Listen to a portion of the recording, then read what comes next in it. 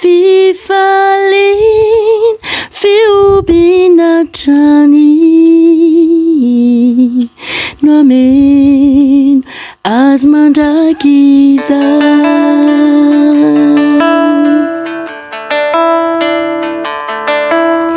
Ja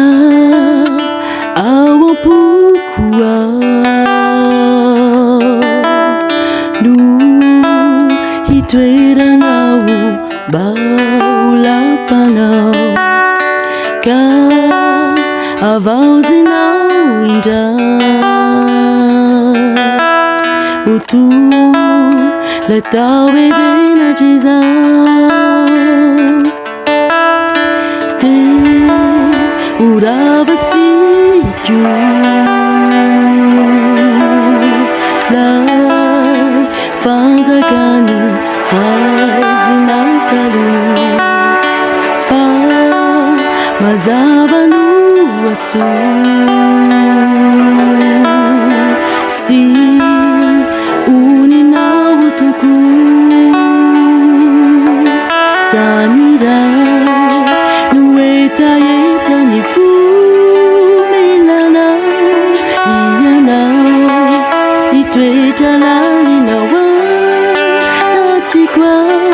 narawi Hira tuntiulani Sati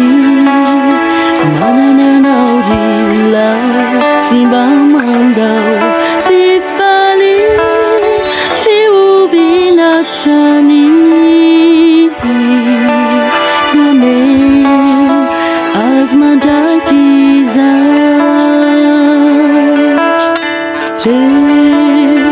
Adia chiza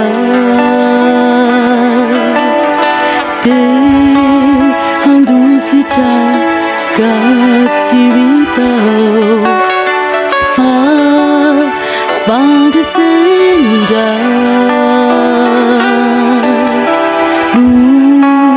anzaka wachiza zanira Nueta yeta ni fumilana iyana itweta lali na wa natikwa narauvi Hira tuntulani sati banana naurila